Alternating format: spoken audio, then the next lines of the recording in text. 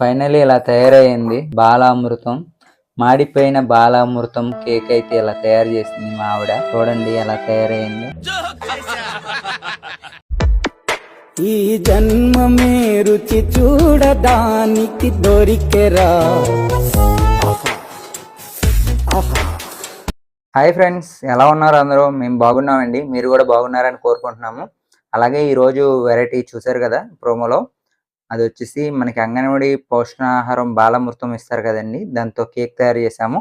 పిల్లలు చాలా ఇష్టంగా తింటారు ఈ బాలామృతంతో కేక్. అది ఎలా తయారు చేసుకుంటారో ఈ రోజు వీడియోలో మనం చూద్దాము. మరి ఇంకెందుకు ఆలస్యం, లెట్స్ స్టార్ట్ ద వీడియో.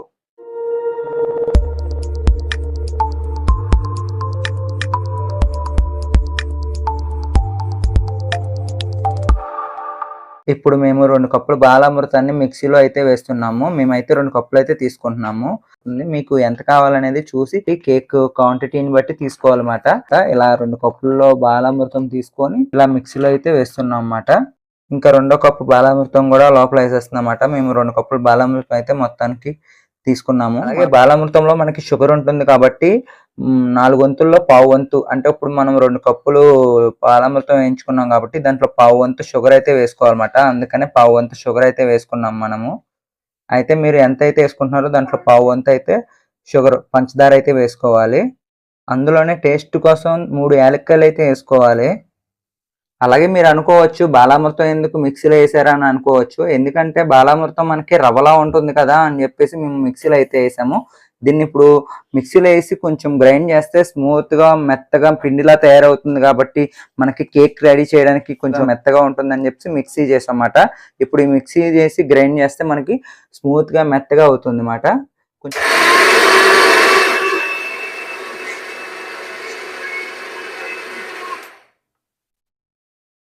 ఇలా మిక్సీలో కొంతసేపు ఆడిన తర్వాత రవ్వ ఏ పొజిషన్లో ఉందనేది, అంటే గరుగ్గా ఉందా లేదా మెత్తగా ఉందనేది చూసుకోవాలన్నమాట. పిండి ఇలా పిండిలాగా అవ్వాలి, టోటల్గా మొత్తం మనకి పిండిలాగా అయిన తర్వాత తీసుకోవాలన్నమాట. అలా బాలామృతాన్ని మిక్సీలో గ్రైండ్ చేసిన తర్వాత ఒక గిన్నెలో అయితే తీసుకుంటున్నాం అన్నమాట. ఈ బాలామృతాన్ని గిన్నెలో తీస్తున్నప్పుడు మంచి ఫ్లేవర్, యాలక్కాయల ఫ్లేవర్ అయితే వస్తుందన్నమాట. పాపిడిలా ఉందన్నమాట, వాసన అయితే చాలా బాగుంది అసలు. అలా మిక్సీలో గ్రైండ్ చేసిన బాలామృతంలో బూస్ట్ పౌడర్ అయితే వేసుకోవాలి. ఇది ఎందుకంటే టేస్ట్ రావడానికంట, చాలా బాగుంటుందంట. ఇది వేస్తే ఫ్లేవర్ బాగుంటుందని చెప్పింది నా వైఫ్. అలా బూస్ట్ పౌడర్ బాలామృతంలో కలిసిపోయేటట్టు కలుపుతూ ఉండాలన్నమాట. ఆ తర్వాత పాలు కూడా దాంట్లో వేసుకొని కలుపుతూ ఉండాలి. తగినంత పాలు వేసుకుంటూ కలుపుకుంటూ ఉండాలన్నమాట. బాలామృతం, బూస్టు, పాలు మొత్తం మిశ్రమం మొత్తం కలిసిపోయేటట్టు ఒక గిన్నెలో కలుపుకుంటూ ఉండాలి. అలా సరిపడా పాలైతే వేసుకోవాలన్నమాట. మనకి ఎంతవరకు మోతాదులో పాలైతే కావాలో అంతవరకు పాలు వేసుకొని మిశ్రమం మొత్తం కావాలి. ఇప్పుడు బూస్ట్ వేయడం వల్ల మనకి కలర్ కూడా చేంజ్ అయింది, చూసారా? ఇంతకు ముందుకి ఇప్పటికి కలర్ అయితే చేంజ్ అయింది. చూడండి, మనకి కలర్ అయితే కొంచెం చేంజ్ అయినట్టు అనిపిస్తుంది నాకైతే.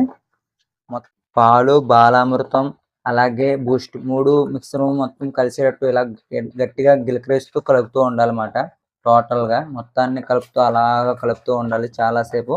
ఆ మిశ్రమం మొత్తం కలిసేటట్టు అలా కలుపుతూనే ఉండాలి చాలా వరకు.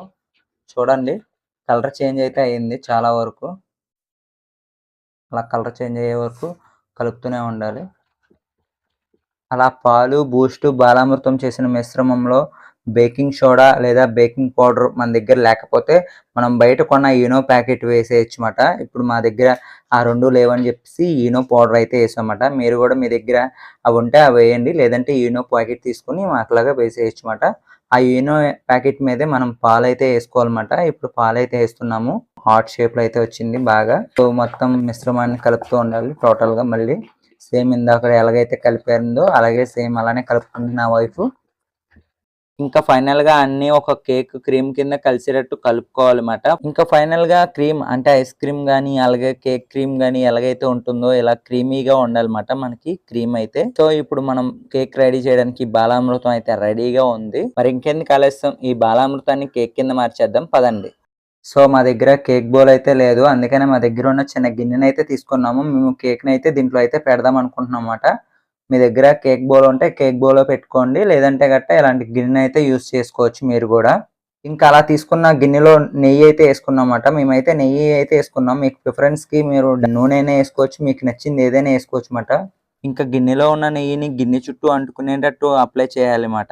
ఆ తర్వాత గోధుమ పిండి గాని, మైదా పిండి గాని, రాగి పిండి గాని మీకు నచ్చిన పిండి ఏదైనా సరే ఆ గిన్నె లోపల అప్లై చేయాలన్నమాట. ఇది ఎందుకని నా వైఫ్‌ని అడిగానన్నమాట. అంటే కేక్ మనం రెడీ చేసిన తర్వాత గిన్నెకి అంటుకోకుండా ఉండడానికి ఇలా అప్లై చేయాలని చెప్పిందన్నమాట. అయితే మా దగ్గర రాగి పిండి ఉండడం వల్ల రాగి పిండితో మేము అప్లై చేసాము.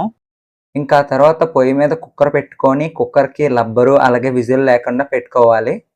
అలా పెట్టిన కుక్కర్‌లో స్టవ్ వెలిగించిన తర్వాత ఒక గిన్నెనైతే మధ్యలో పెట్టుకోవాలన్నమాట. పెట్టిన తర్వాత మూత అయితే పెట్టేసుకోవాలి ఒక 5 నిమిషాల వరకు. ఇలా మూత తిప్పి ఒక 5 నిమిషాల వరకు ఆవిరి అంతా దాంట్లో ఉండేటట్టు పెట్టుకోవాలన్నమాట. ఒక 5 మినిట్స్ వరకు. అలాగే మీకు మళ్ళీ చెప్తున్నాను రబ్బరు పెట్టకూడదు. అలాగే విజిల్ పెట్టకూడదన్నమాట కుక్కర్‌కి. ఇంకా ఫైనల్లీ కేక్ రెడీ చేయడానికి రెడీ చేసుకున్న గిన్నెలోకి అయితే బాలామృతాన్ని అయితే వేసుకుంటున్నాము. అలా బాలామృతాన్ని దాంట్లో వేసిన తర్వాత లోపల ఉన్న బబుల్స్ బయటికి వచ్చేటట్టు ఇలా కొంతసేపు కొట్టుకుంటూ ఉండాలన్నమాట. కొడుతూ ఉంటే లోపల ఉన్న బబుల్స్ అన్ని బయటకు వచ్చి కేకు షేపు కరెక్ట్‌గా వచ్చేటట్టు ఉంటుందన్నమాట. ఇంకా ఆ తర్వాత ఫైనల్లీ గార్నిష్ కోసం మనం తీసుకున్న జీడిపప్పులు అయితే వేస్తున్నాము. చూడండి టోటల్లీ గార్నిష్ చేయడానికి జీడిపప్పులు అయితే వేస్తున్నామన్నమాట. అలా చుట్టుపక్కల గార్నిష్ కింద జీడిపప్పులు అయితే పెడుతున్నాము. మేము ఈ స్టైల్‌లో పెడుతున్నాము. మీకు నచ్చినట్టు మీరైతే పెట్టుకోవచ్చు. అది మీ ఇష్టం అన్నమాట. టోటల్లీ గార్నిష్ చేసిన తర్వాత ఫైనల్ లుక్ ఇలా ఉంటుందన్నమాట.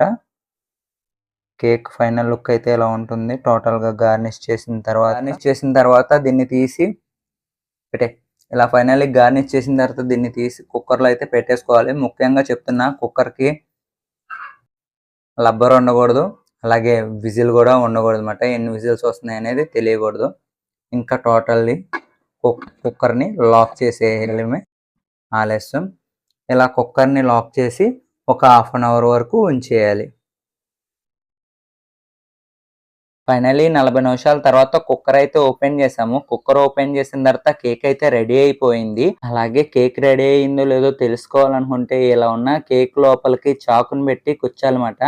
చాక్ గట్ట కేక్ ఏమైనా అంటుకున్నట్టయితే గట్ట కేక్ రెడీ అవునట్టుమాట. ఒకవేళ అంటుకున్నట్టయితే గట్ట కేక్ రెడీ అయినట్టుమాట. ఇప్పుడైతే అంటుకోలేదు కాబట్టి టోటల్‌గా కేక్ అయితే రెడీ అయిపోయింది.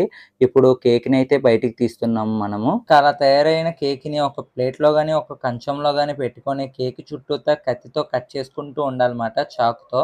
అలా కట్ చేసిన కేక్‌ని బౌల్‌లో నుంచి ప్లేట్‌లోకి తీసుకోవాలి. అయితే ఈ తీసుకునే టైంలో మాకు ప్రాసెస్‌లో కేక్ బ్యాక్ సైడ్ అయితే సరిగ్గా రాలేదు. అది ఎందువల్ల జరిగిందంటే నేనైతే గెస్ చేసింది మేము తీసుకున్న గిన్నె అయితే కింద బౌల్ కింద డిజైనింగ్ ఉంది. అది ఒకవేళ ప్లెయిన్‌గా ఉన్నట్టు అయితే గట్ట బానే ఉండును. కానీ ఏంటంటే దీనికి డిజైనింగ్ ఉండడం వల్ల అలా మాడిపోయిందని అనుకుంటున్నాను. అయితే వేరే విధంగా ప్లెయిన్ గా ఉన్నట్టయితే బానే ఉన్ను. ఆ డిజైన్ ఉండడం వల్ల కొంచెం మాడిపోయింది అనుకుంటున్నాను. మాడిపోయిన చోట వరకే బాలేదు కానీ మిగతాదంతా కేక్ అయితే బాగానే ఉంది. ఇంకా ఫైనల్లీ బాలామృతంతో కేక్ అయితే రెడీ అయిపోయింది. ఇది చూస్తున్నట్టయితే మనకి బేకరీలో తీసుకునే చాక్లెట్ కేక్ లాగా ఉంది చూడడానికి. టేస్ట్ ఎలా ఉందనేది ఇప్పుడు ఖ్యాతి శేష్క చెప్తారు. చూద్దాం. ఖ్యాతి శేష్క మీకు సర్ప్రైజ్. కళ్ళు మూసుకోండి. కళ్ళు మూసుకో శేష్క. సర్ప్రైజ్. కళ్ళు తెరవండి. టటడాయ్ కేక్ మీకు తిని ఎలా ఉందో చెప్పండి. ఓకేనా? తినండి. తిని కేక్ ఎలా ఉందో చెప్పండి. ఓకేనా? బాగుంది.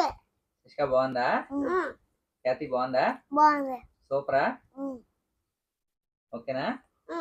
చాలా బాగుందా? Okay thank you.